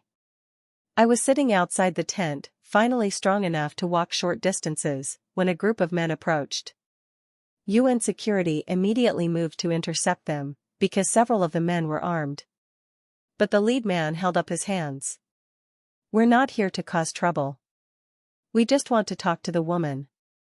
The one with the lion. Duncan, who'd barely left my side since I'd woken up, stepped forward. Who are you? The man lowered his scarf. He was young, maybe 25, with a scar across his left cheek and eyes that had seen too much death too young. My name is Malik. I was Commander Rashid's second in command. I was there in the desert. I saw what happened. My blood ran cold. This was one of the men who'd been about to kill me. One of Rashid's fighters. Why was he here? I'm not here to hurt her, Malik said quickly, seeing my fear. I'm here because I can't stop thinking about what I saw. That lion. The bullets missing. The way the animal looked at us like it knew what it was doing. Like it was following orders from something we couldn't see. He took a step closer. The UN security tightened their grips on their weapons, but Duncan waved them back. Let him talk. Malik looked directly at me. I've been a fighter for 7 years. I've killed 53 people, I know the number because I kept count. Christians, mostly. Some animists. Some Muslims I was told were traitors. I did it because I believed I was serving Allah. I believed I was earning paradise. His voice cracked. But that lion, that wasn't Allah. I know what Allah's will looks like, I've been taught my whole life. And that wasn't it. That was something else. Something I don't understand. And I need to know, who sent that lion? Jesus, I said simply. Jesus Christ, the Son of God, sent that lion to protect me. Malik shook his head. That's impossible. Isa was just a prophet. He can't send lions. He's been dead for 2,000 years. Then explain what you saw, I challenged. Explain how a wild lion guarded a human. Explain how Commander Rashid's bullets missed from 6 meters away. Explain how I'm sitting here talking to you after 3 days in the desert with no water. Explain it. He couldn't. None of them could. The 6 fighters he'd brought with him, all of them had been there that day. They shuffled uncomfortably, looking at the ground. Finally, one of them spoke. A young man, maybe 19. I had a dream last night. A man in white robes was standing in fire, but the fire wasn't burning him. He looked at me and said, "You've been serving death. Come serve life." I've never had a dream like that. It felt real. That was Jesus, I said. He's calling you. All of you. You've spent years killing in the name of God. But you've been killing for the wrong God. The real God, Jesus, he doesn't want your violence. He wants your hearts. Malik's hands were shaking. If we convert, if we follow Jesus, Rashid will kill us. Every militia in the region will hunt us. Yes, I said. They probably will. Following Jesus might cost you your lives. It almost cost me mine. But here's the question, would you rather die serving the God who sends lions, or live serving the God who sends death? For a long moment, nobody spoke. The wind kicked up dust around us. Somewhere in the camp, children were playing, their laughter a strange counterpoint to the heavy conversation. Then Malik dropped to his knees. I want to follow the God of the Lion. I want to follow Jesus. I don't know how. I don't know the prayers. But if he'll accept a killer like me, I'm his. 4 of the 6 fighters knelt with him. Right there, in the middle of a refugee camp, 5 former militants prayed to accept Jesus. I led them through the prayer, simple words, but they carried the weight of eternity. Jesus, I'm a sinner. I've done terrible things. But I believe you died for me. I believe you rose from death. I believe you're the Son of God. Save me. Forgive me. Make me yours. When they stood up, their faces were different. Lighter. Like they'd been carrying boulders and someone had finally lifted them away. What do we do now? Malik asked. You testify, I said. You tell everyone what you saw. You tell them Jesus is real. You tell them the God of the Bible still does miracles. And you prepare, because following Jesus in this region means walking toward suffering, not away from it. They nodded. They understood. They'd been delivering that suffering for years. Now they'd be on the receiving end. They left the camp that afternoon. 2 weeks later, I heard that Malik had been killed by his former militia group. Beaten to death for apostasy. But before he died, he'd led 8 more fighters to Jesus. And those 8 led others. And the ripple continued. 1 lion. 1 miracle. 1 testimony. And the kingdom of God advanced. But there was one more visitor I had to face. One more piece of the story that needed resolution. And on the 7th day, he came. Not Rashid. Rashid was in hiding, his reputation destroyed, his fighters deserting him. His power had evaporated the moment he'd run from a lion. No, the visitor on day 7 was my husband. Ahmed. I saw Ahmed from 50 meters away. He was standing at the entrance to the medical sector of the refugee camp, talking to one of the UN registration officers. Even from that distance, I recognized him, the way he stood with his shoulders slightly hunched, the way he gestured with his hands when he was trying to explain something, the gray shirt he always wore on Fridays. My heart lurched. Not with love. Not anymore. With something more complicated. Fear. Anger. Longing. Loss. All of it tangled together in my chest like barbed wire. Duncan, who'd been sitting with me, noticed where I was looking. That's him? Your husband? Yes, I whispered. Do you want me to send him away? You don't have to see him if you're not ready. I was quiet for a moment, watching Ahmed scan the area, looking for me. He looked thinner. Older. His beard was unkempt, his clothes dusty from travel. He'd come a long way to find me. No, I said finally. Let him come. We need to talk. Duncan nodded and walked over to escort Ahmed through the security checkpoint. I watched them approach, Duncan explaining something, Ahmed nodding but keeping his eyes locked on me. When they were close enough, Duncan stepped back to give us privacy but stayed within earshot. Protective. I loved him for that. Ahmed stopped 3 meters away. We stared at each other. The silence stretched, awkward and heavy. You're alive, he said finally. It wasn't quite a question. Not quite a statement. Somewhere in between. Yes. They told me you would die. That Rashid had taken you to the desert to execute you. That no one survived his desert executions. I shouldn't have survived, I said. Medically, I should be dead. But I'm not. Ahmed took a step closer. I heard stories. In the villages. People are saying, they're saying a lion protected you. That you were guarded by a wild animal for 3 days. That Commander Rashid tried to shoot you and his bullets missed. That you survived without water, without shelter, and woke up healed. It's all true, I said. His face twisted. That's impossible, Amira. Lions don't protect people. Bullets don't miss from close range. The human body can't survive 3 days in the Sahara with no water. I know, I said calmly. It's impossible. But it happened anyway. Because God did a miracle. Allah doesn't do miracles anymore, Ahmed said, but there was no conviction in his voice. The age of miracles ended with the Prophet Muhammad, peace be upon him. Everyone knows this. I didn't pray to Allah, I said quietly. I did, at first. 4 hours. 4 days. In the desert, dying, I begged Allah to save me.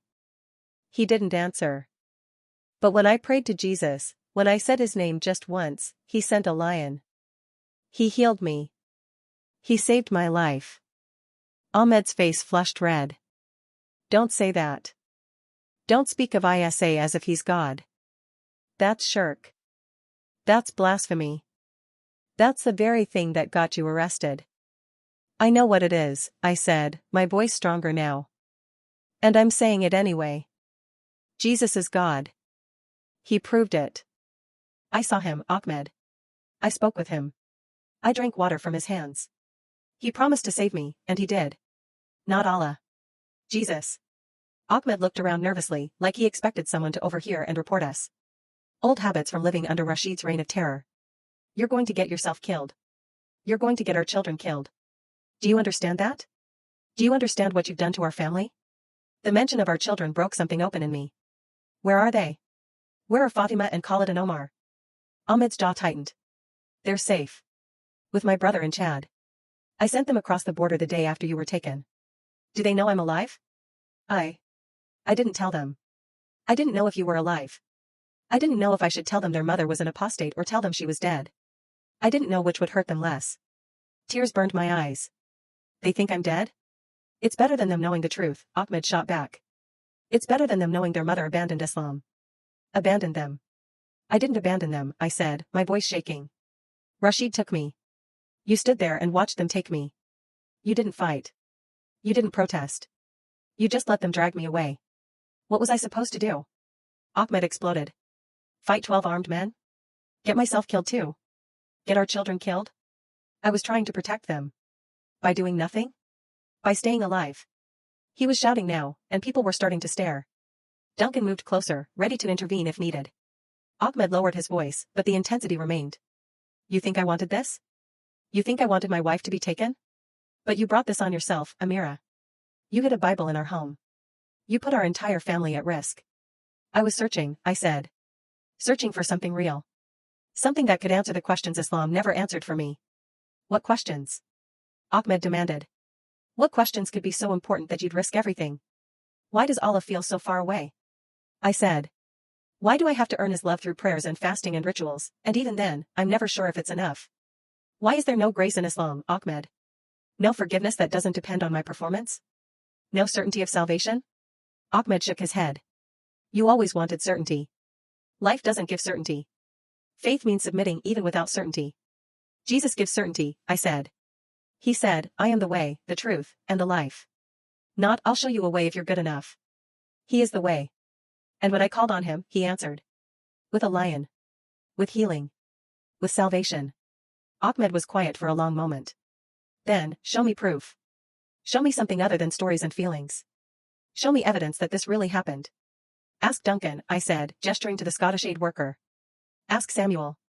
Ask the UN doctor who examined me. Ask the Bedouin nomads who witnessed it. Ask the 5 fighters from Rashid's group who converted to Christianity because of what they saw. Ask the dozens of people who've given testimony.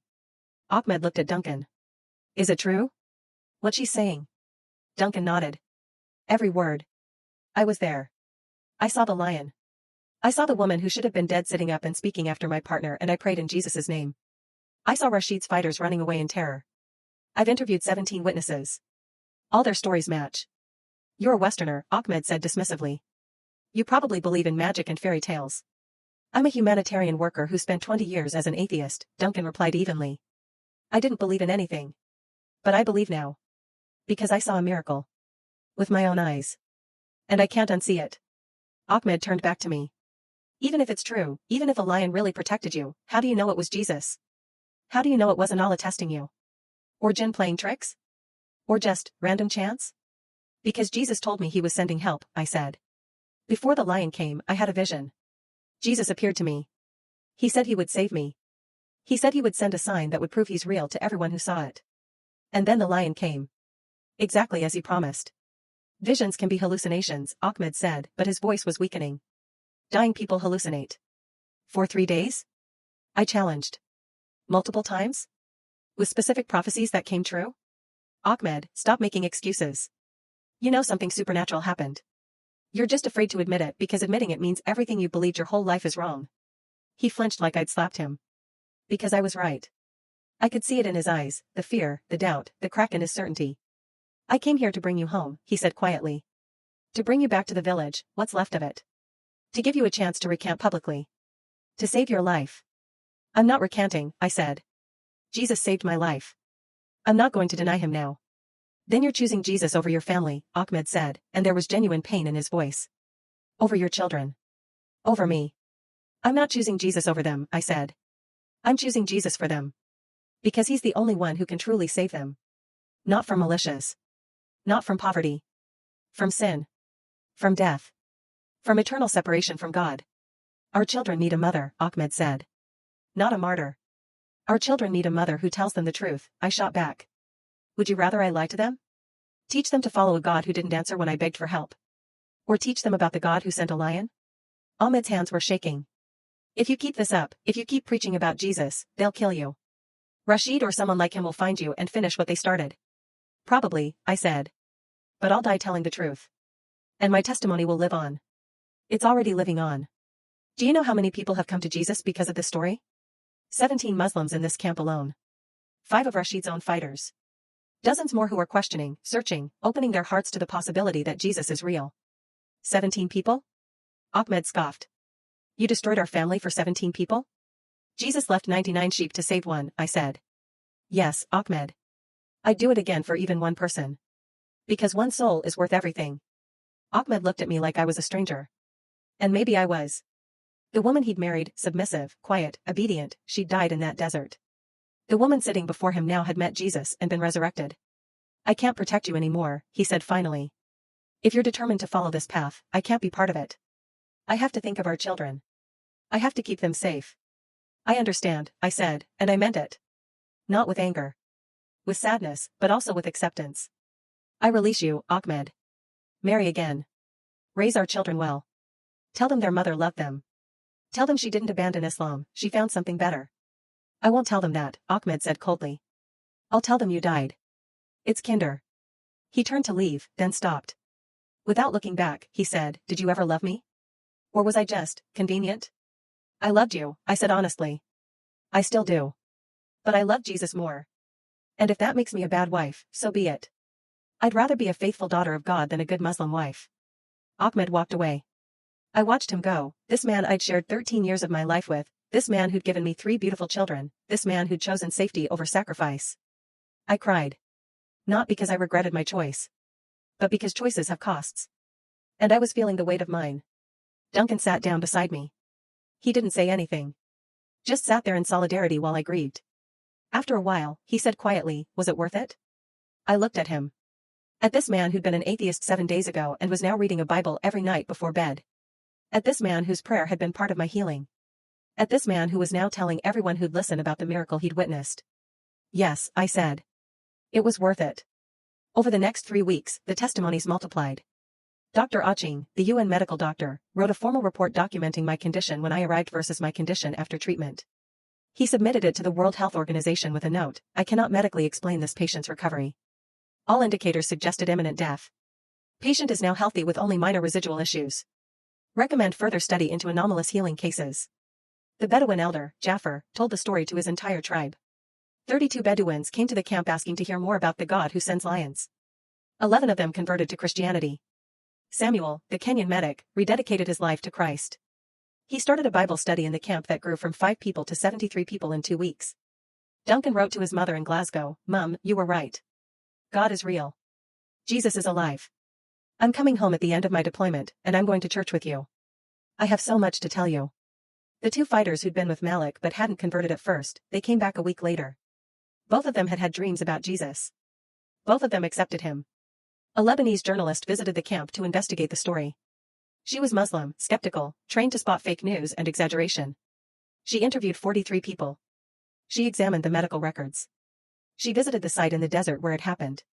She published an article titled, "The Lion of Darfur, Miracle or Mass Hallucination?" She concluded, "I cannot explain what happened. But something did happen. Too many witnesses. Too much corroborating evidence. Too much documented medical impossibility. Whatever your religious beliefs, this case demands serious consideration." The article went viral in the Middle East. Millions of people read it. Comment sections exploded with debate. Muslims called it propaganda. Christians called it proof. Atheists called it coincidence. But people were talking about Jesus. People were asking about Jesus. People were searching for Jesus. And in a refugee camp in South Sudan, I sat in a makeshift church, really just a tent with plastic chairs, and taught whoever came to listen. Muslims. Christians. Animists. Atheists. Anyone hungry for truth. I told them my story. Not once, not twice, but dozens of times. Each time, I saw faces light up with hope. With wonder. With the dawning realization that maybe, just maybe, God wasn't distant and silent. Maybe he was near and active and still doing miracles. One woman, her name was Hasina, she'd been forced into marriage at 14 and widowed at 23 when Boko Haram killed her husband. She asked me, "Why did God save you and not my husband?" My husband was a good man. A good Muslim. He prayed 5 times a day. Why did he die and you live? I didn't have an easy answer. I never do when people ask that question. I don't know, I said honestly. I don't know why God does miracles sometimes and allows suffering other times. But I know this, your husband's death doesn't mean God doesn't care.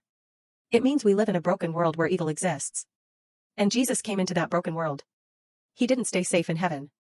He came down, suffered with us, died with us, and rose again to prove that death doesn't have the final word. Hasina wept. Can he heal my broken heart? Yes, I said. That's what he does best. She prayed with me that night. And I watched Jesus heal another wounded soul. The stories multiplied. The testimony spread.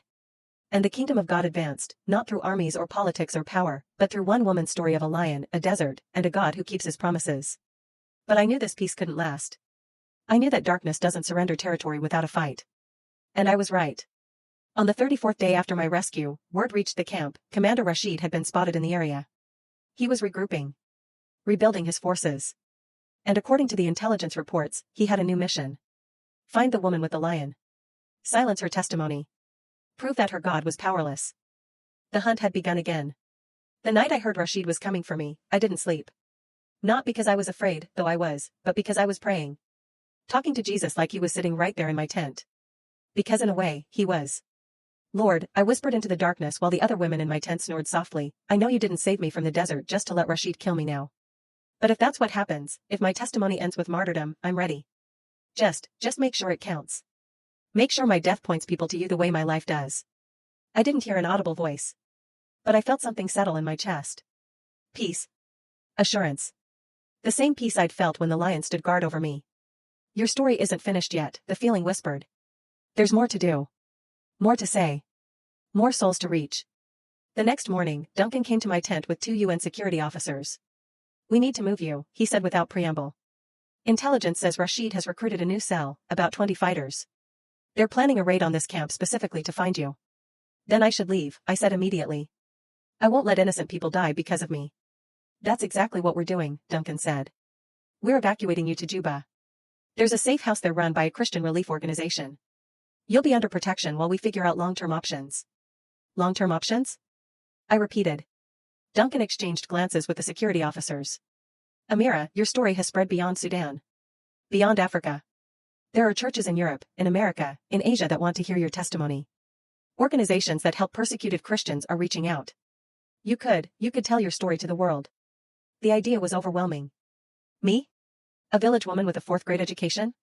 Speaking to churches in Europe and America? I don't speak English well, I said. I don't know anything about the West.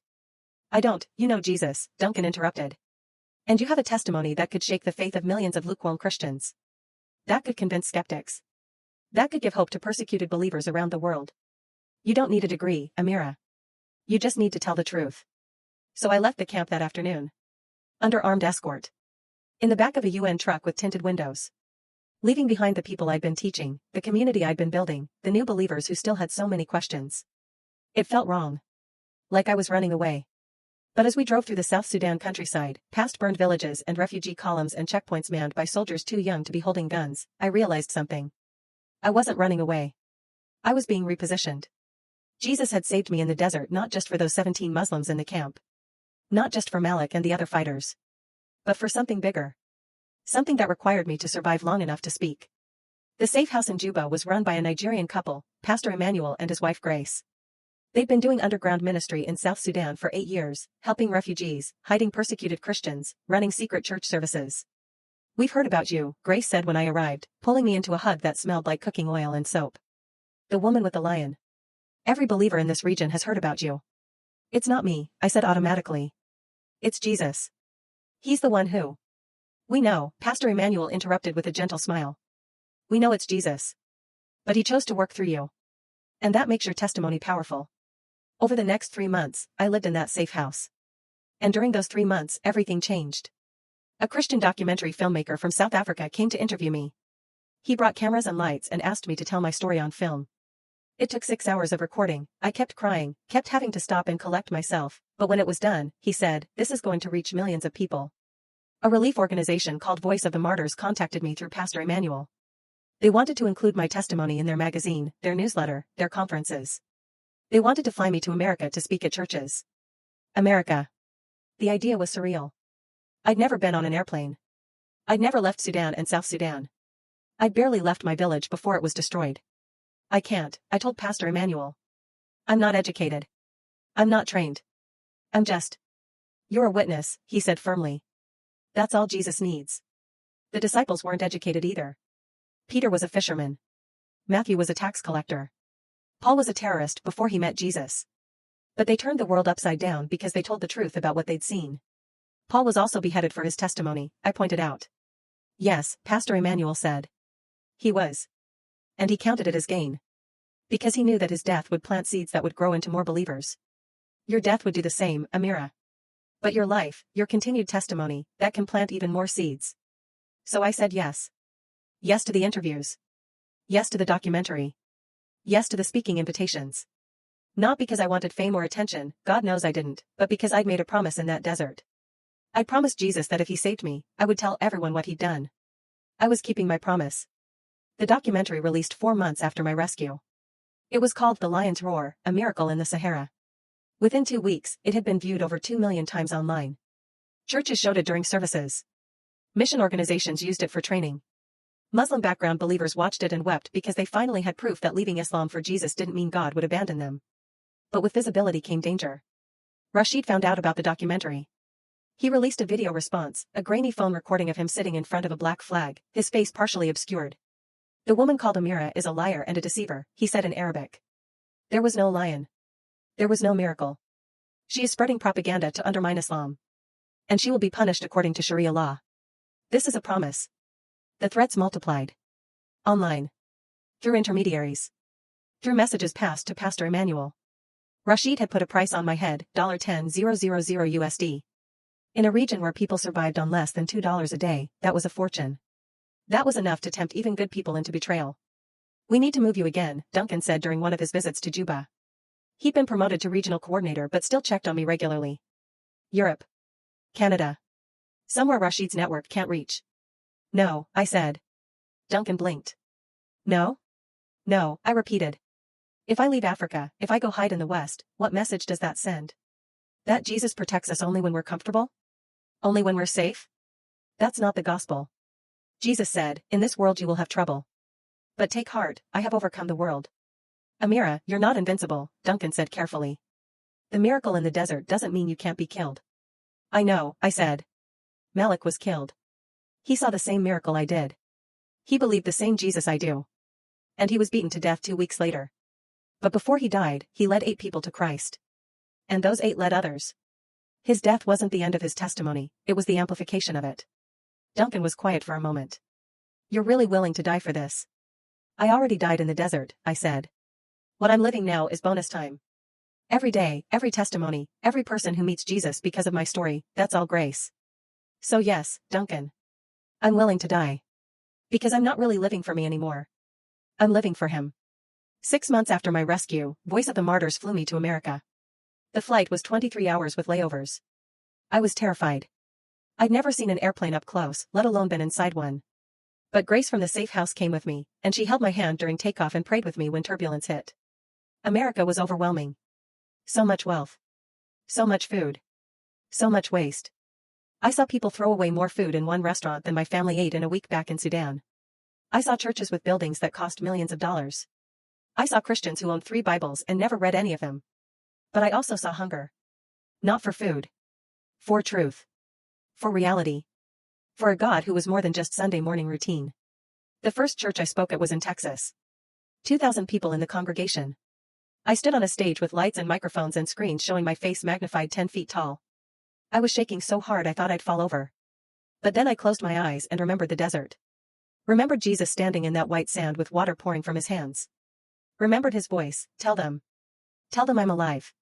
Tell them I'm still doing miracles. I opened my eyes and told them. I told them about the village massacre. About the torture. About 72 hours dying in the Sahara. About praying to Allah and hearing nothing. About whispering Jesus' name and watching heaven respond. About the lion. About bullets missing. About healing that defied medicine. When I finished, the auditorium was silent. 2,000 people, and I could have heard a pin drop. Then someone in the back started clapping. Then someone else. Then the entire room erupted. Not applause for me, I could tell the difference. This was worship. This was people responding to the reality that God was real and active and present. 73 people came forward that night to rededicate their lives to Christ. 73 Americans who'd been going through the motions of religion suddenly confronted with the reality of a living God. A woman in her 50s grabbed my hands afterward. Tears streamed down her face. I've been a Christian for 30 years, she sobbed. I go to church every Sunday. I volunteer. I tithe. But I've been so empty. So bored with God. And hearing your story, hearing what Jesus did for you, it's like I'm meeting him for the first time all over again. He's not boring, I told her. We just forget how to see him. We get comfortable. We stop expecting miracles. But he hasn't changed. He's the same yesterday, today, and forever. I spoke at 17 churches over the next 6 weeks. 17 churches in 7 states. Thousands of people heard my testimony. And everywhere I went, the response was the same: tears, repentance, renewed passion for Jesus. But the message that impacted me most came during a small gathering at a Bible college in California. After I spoke, a young woman approached me. She was Middle Eastern, Syrian, I'd later learn, and she wore a hijab. I'm Muslim, she said quietly. My roommate brought me here. I came because I've been having dreams about ISA. About Jesus. He keeps appearing to me, telling me to follow him. But I'm scared. My family will disown me. Maybe kill me. And keep thinking, if I follow Jesus, will he protect me? Or will I just die like so many others? I took her hands. I can't promise you won't suffer. Jesus never promised that. He promised the opposite. He said, if they persecuted me, they'll persecute you. But I can promise you this, he is worth it. Every bit of suffering. Every loss. Every sacrifice. Because he's real. And he's alive. And he will never, ever leave you. She wept. How do you know? Because he sent a lion for me, I said simply. And if he'll send a lion for a nobody village woman dying in the desert, he'll move heaven and earth for you too. She prayed with me that night. Gave her life to Jesus. Her name was Layla. She's now a missionary to Muslims in France, telling them about the Jesus who appears in dreams and sends lions and keeps his promises. After 6 weeks in America, I returned to Africa. Not to Sudan, it was too dangerous. But to Kenya, where Voice of the Martyrs set me up in a small apartment in Nairobi. From there, I could speak at churches across East Africa. I could minister to refugees. I could train other persecuted believers to share their testimonies. It's been 3 years now since the miracle in the desert. 3 years of living, testifying, watching Jesus multiply the impact of that one impossible day. Rashid is still hunting me. I've had to move 7 times. I've received death threats in 3 languages. 2 attempts have been made on my life, both thwarted by what I can only call divine intervention. But I'm still here. Still speaking. Still telling anyone who will listen that Jesus is alive and active and powerful. I never saw my children again. Ahmed remarried. He tells them I died in the desert. Maybe that's true in a way, the old Amira did die there. The woman I am now was born when Jesus spoke my name. It hurts. God, it hurts. Some nights I cry myself to sleep thinking about Fatima and Khalid and Omar. Wondering if they remember me. Wondering if they'll ever know the truth. But then I remember, Jesus lost everything too. He left heaven. He was rejected by his people. He died abandoned by his friends. And he did it for me. For you. For every person who would ever call on his name. If he could give everything, how can I give any less? So here's what I want to say to you, yes, you, whoever is reading this or watching this or hearing this, to my Muslim brothers and sisters, I was where you are. I prayed 5 times a day. Fasted. I tried to earn Allah's favor. And I never felt peace. Never felt certainty. Never felt loved. But Jesus, Isa al-Masi, he loved me before I ever knew his name. He died for me while I was still his enemy. And when I called on him in my darkest hour, he answered. Not with silence. With a lion. Please, don't reject him because of politics or family pressure or fear. He's not your enemy. He's your savior. And he's waiting for you to call his name. To my fellow Christians, stop living like miracles are just stories from 2,000 years ago. They're not. God is still moving. Still healing. Still protecting. Still doing the impossible. But you have to expect it. You have to pray for it. You have to step out in faith and watch him show up. The same Jesus who sent a lion for me can handle your problems. Your sickness. Your financial crisis. Your broken marriage. Your wayward children. He's not dead. He's alive. Start living like you believe that. To those who don't believe, I get it. I really do. A lion guarding a human sounds crazy. Bullets missing from 6 meters away sounds impossible.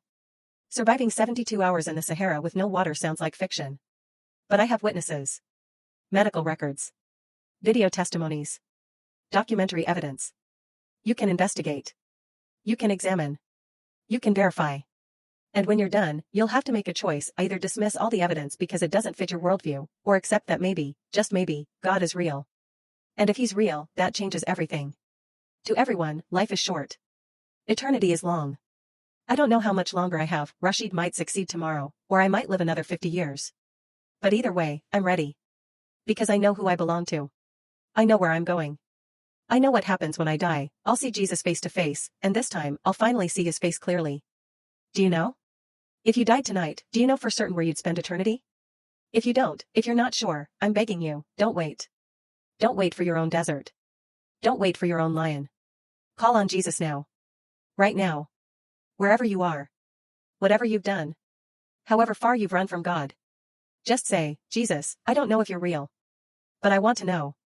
If you can do for me what you did for Amira, if you can save me, prove you're real to me, I'm asking. I'm here. I'm yours. He will answer. Maybe not with a lion. Maybe not with a miracle you can see. But he'll answer. Because that's what he does. He hears the desperate prayers. He sees the abandoned ones. He responds to everyone who calls on his name. The Bible says, everyone who calls on the name of the Lord will be saved. Everyone. Not just good people. Not just religious people. Everyone. That includes you. 3 years ago, I was dying in the Sahara Desert, zip-tied and abandoned, waiting to be eaten by vultures. I had nothing. I was nothing. Just another casualty of a war the world didn't care about. And Jesus sent a lion. Not because I deserved it. Not because I'd earned it. But because he loved me. Because he'd been calling me my whole life. Because when I finally whispered his name, he moved heaven to answer.